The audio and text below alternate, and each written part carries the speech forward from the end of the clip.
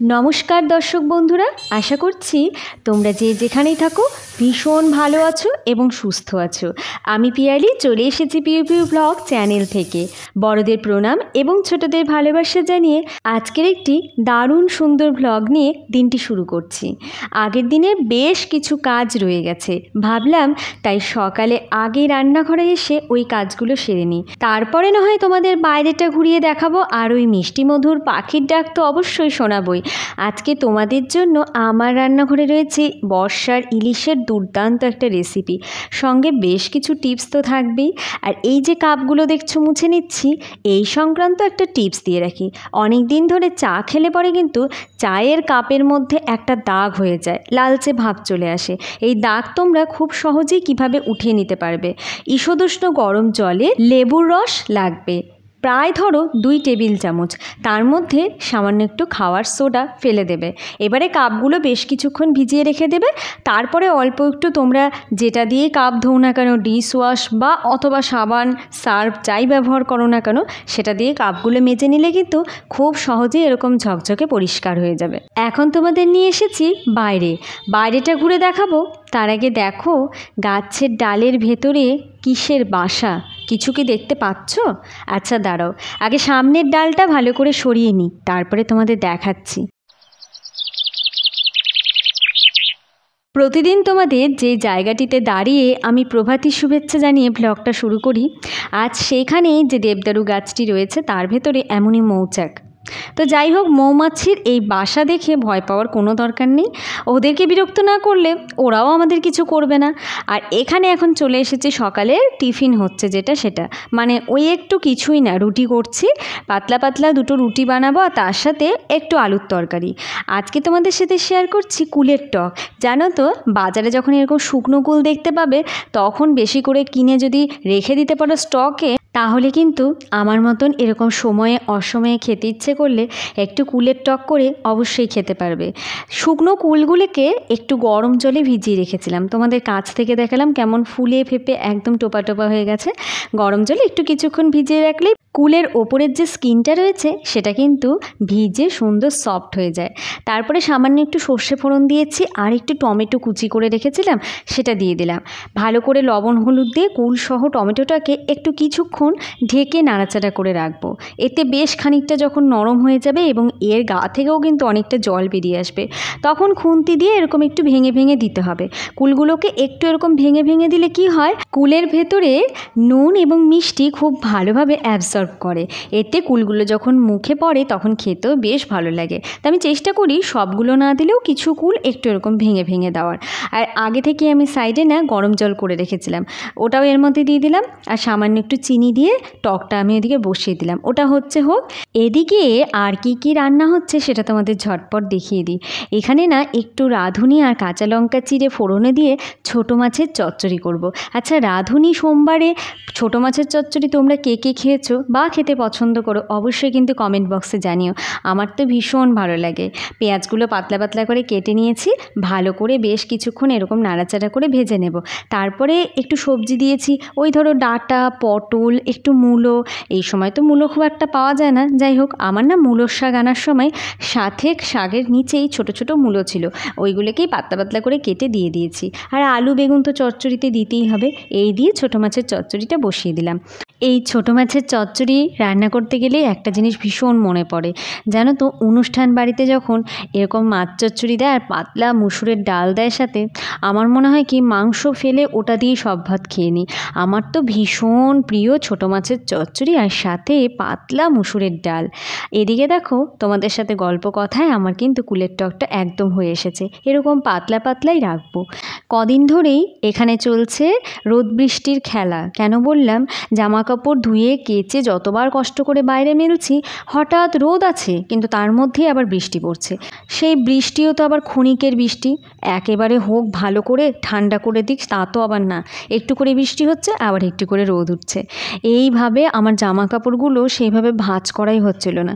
তো আজ সকালে উঠেই আগে ছেলের ফুটবলের ড্রেস, ওর ঘরে পরার জামা কাপড়, এছাড়াও স্কুলের ড্রেস, এইগুলো সব ভাঁজ করে রেখেছিলাম। এখন মোটামুটি এইগুলো সব জায়গা মতন ঢুকিয়ে দিলাম। সত্যি সত্যি বলতে সকালটাতে এমন যুদ্ধ চলে, সময় সময় তো ভীষণ রাগ হয়। তারপরে না এই সকালবেলাটা যখন পেরিয়ে যায়, সবাই স্কুলে চলে যায়, গোটা বাড়ি ফাঁকা হয়ে যায়, তখন অটোমেটিক্যালি দেখি কাজের চাপও কমে যাচ্ছে, বাড়িটাও কেমন একদম শান্ত হয়ে যায়। সত্যি কথা বলতে আমার অবশ্য অবসরের সময় খুব একটা পাওয়াই যায় না, কারণ যখন আমি অবসর সময় থাকি তখনই তোমাদের জন্য এই ব্লগগুলো বানিয়ে এডিটিং করি। এডিটিং করে আবার পোস্টের ব্যাপার থাকে টাইম মতন, তাই বুঝতেই পারছো সেভাবে আমি যে অবসর সময়ে বোর হয়ে যাব এরকম সময় খুব কম দিনই আসে। তো যাই হোক, তোমাদের জন্য আজকে আমি বর্ষার ইলিশের দুর্দান্ত একটা রেসিপি শেয়ার করছি, সঙ্গে তো অনেক ছোট ছোট টিপস থাকবেই। আশা করি তোমাদের খুব ভালো লাগবে। আজকে যে রান্নাটা করছি না, বহু পুরনো মা ঠাকুমাদের হেসেলের এই যে বই কচু বা গাটি কচু, তোমরা যে যাই বলো না কেন, এই কচু দিয়ে ইলিশ মাছ। তোমরা যারা হালকা খেতে পছন্দ করো, ধরো খুব অল্প তেল মশলায় কাঁচা লঙ্কা চিড়ে পাতলা ঝোল খেতে পছন্দ করো মাছের, তাদের জন্য কিন্তু আজকের রেসিপিটা একদম আদর্শ রেসিপি। এখানে নিয়ে নিয়েছি ইলিশ মাছ, ভালো করে ধুয়ে পরিষ্কার করে এবারে এতে একটু লবণ হলুদ মেখে রেখে দেবো। এই রান্নাটিতে না খুব বেশি সবজি বা খুব বেশি মশলা ব্যবহার করার দরকার নেই, একদম অল্প মশলায় অল্প সবজিতেই হবে। এতে আমি আলুর ব্যবহারও করব না, আলু দিলেও কিন্তু ঝোলের স্বাদ অনেকটাই দেখছি হেরফের হয়ে যায়, তাই শুধুমাত্র বই কচু দিয়েই করব। আচ্ছা, তোমরা যারা জানো না তাদের তো না হয় এত কথা বলছি আমি এটা শেখানোর জন্য, আর যারা বাড়িতে অলরেডি খেয়েছো করে তারা তো নিশ্চয়ই জানোই এর স্বাদ কতটা দুর্দান্ত হয়। তারা কিন্তু অবশ্যই কমেন্ট বক্সে জানিও এই রেসিপিটা তোমাদের কেমন লাগে। আর এখানে দেখো আমি কিন্তু রান্নাটা সর্ষের তেলেই করব। আমি চেষ্টা করি মাছের ঝোল মানে মাছ মাংস ডিম এইগুলো সর্ষের তেলেই করবার। এই মাছ মাংস ডিম না অন্য কোনো তেলে করে দেখেছি, আমার খুব একটা ভালো লাগে না। সর্ষের তেলের রান্নার একটা আলাদাই স্বাদ। আর এমনি ভাজা ভুজি যেগুলো করি সেইগুলো বা নিরামিষ কোনো রান্না থাকলে সেগুলো একটু সাদা তেল একটু ঘি মিশিয়ে করলেও খুব একটা অসুবিধা হয় না। যাই হোক, তোমাদের সাথে গল্প কথায় তেল গরম হয়ে গেছে, তেলের মধ্যে মাছগুলো ছেড়ে দিয়েছি। খুব বেশি ভাজবো না, ভীষণ হালকা করে একটা সাইড ভাজা হয়ে গেলে উল্টে দিয়ে আরেকটা সাইডও ভেজে নেব। দেখো খুব বেশি কিন্তু আমি এটা ভাজছি না, একদম অল্প করে ভাজবো। ইলিশ মাছ আমার মনে হয় না খুব বেশি ভাজার দরকার পড়ে, খুব বেশি ভাজলে কিন্তু তার স্বাদটা একটু অন্য রকমের হয়ে যায়। হালকা ভেজে মাছগুলো তুলে নিয়েছি, মাছের যে তেল সেই তেলটাও কিছুটা তুলে রেখেছি। ছেলেরা আবার ইলিশ মাছের তেল ভীষণ প্রিয়, গরম গরম ভাতের সাথে খেতে পারলে স্বাদটা পেত, কিন্তু স্কুলে থাকে তো কী আর করা যাবে, ওই ঠান্ডা ভাতেই এসে খাবে। এবারে ফিরে আসি রান্নায়। সামান্য একটু তেলে দিয়েছিলাম কালো জিরে ফোড়ন, তারপরে তাতে চিড়ে রাখা কাঁচা লঙ্কা দিয়েছি। ফোড়নটা ভালো করে একটু পুড়ে গেলেই তার মধ্যে দিয়ে দিলাম কচুটা, মানে বই কচু বা গাঁটি কচু। সেটা একটু লবণ হলুদ দিয়ে ভালো করে ভাজা ভাজা করতে হবে ধৈর্য ধরে। ভাজা ভাজা হয়ে গেলে অল্প একটু আদা বাটা সামান্য একটু জিরে গুঁড়ো দিয়েছি, ব্যাস আর কিচ্ছু দেবো না। এবারে এটা নাড়াচাড়া করব, একটু ঢেকে রেখে দেবে এই সময় যাতে কচুটাও সেদ্ধ হয়ে যায়। তারপরে দেখো মোটামুটি এরকম যখন ভাজা ভাজা হয়ে যাবে, একটু যখন তেলটা বেরিয়ে আসবে, তখন তোমরা তোমাদের পরিমাণ মতো কতটুকু ঝোল রাখতে চাইছো সেই অনুযায়ী অবশ্যই ফুটিয়ে রাখা গরম জল কিন্তু ব্যবহার করবে। মাছের ঝোল বা ডাল বা যে কোনো ক্ষেত্রেই ফুটিয়ে রাখা গরম জল ব্যবহার করলে কিন্তু রান্নার স্বাদ অনেকটাই বেড়ে যায়। কাঁচা জল দিলে অনেকক্ষণ ধরে ফোটাতে হয়, না হলে কিন্তু দেখবে ঝোলের স্বাদ একদমই কেমন যেন একটা ফিকে হয়ে যায়। তো যাই হোক, এবারে কিন্তু আমার এখানে ঝোলটা ফুটে গেছে, আমি ভেজে রাখা মাছটাও দিয়ে দেবো, আর আমার কচুটাও খুব ভালো সেদ্ধ হয়ে গেছে। তাই আর খুব বেশিক্ষণ এটাকে আমি জাল দেবো না, সামান্য একটু মাছ দিয়ে কিছুক্ষণ ফুটিয়ে ঝোলটা নামিয়ে নেব।